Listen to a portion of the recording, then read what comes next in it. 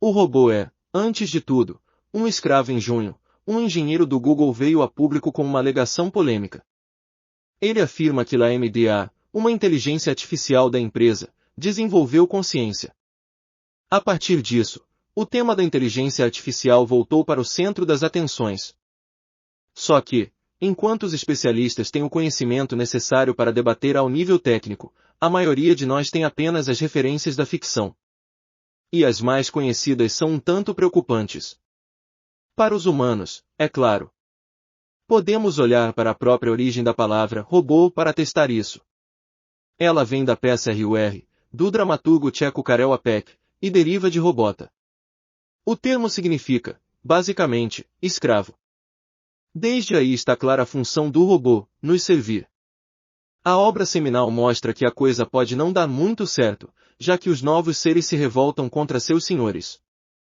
A maneira como máquinas inteligentes são retratadas na ficção mudou desde 1921, quando RUR foi encenada pela primeira vez.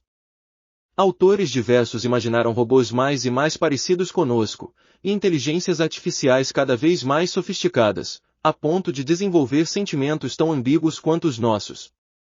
Mas a promessa de um despertar violento se manteve presente, um clichê constante na ficção científica. Olhando para a origem dos robôs, o motivo é um tanto óbvio. E reflete a natureza humana.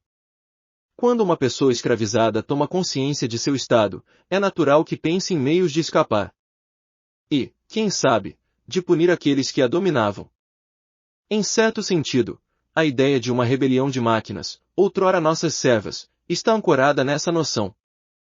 Ganhar consciência, portanto, seria o mesmo que entender quem são seus opressores. E, bem, os opressores seríamos nós.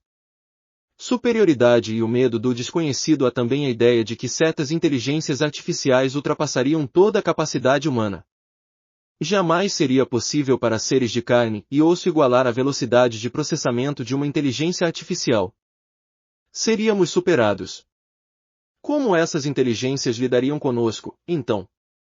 Ao olhar para a história, não é difícil perceber como civilizações humanas tratam aqueles que consideram inferiores.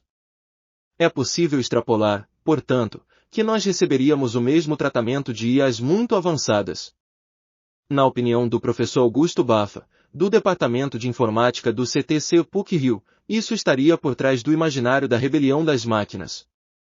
Eu diria que é uma questão não só da história, porque nós vemos o domínio de sociedades em função de outras, e o despertar das sociedades que se rebelam. É também uma questão da própria incerteza, do medo do desconhecido. Imagina que nós consigamos criar uma inteligência que é superior à nossa. A gente sabe que a lei do mais forte acaba acontecendo na nossa sociedade. Um grupo de pessoas mais dominante tende a controlar o menos dominante. Mas podemos nos tranquilizar, pelo menos por enquanto, Baffa sinaliza que não há garantias nesse sentido. Afinal de contas, nem sequer há garantias de que inteligências artificiais de fato ganharão consciência. Há teóricos que acreditam nessa possibilidade e outros que não. Apesar de compreensível, nosso medo de perecer nas mãos das máquinas ainda é algo que só encontra eco na ficção científica, e não na realidade.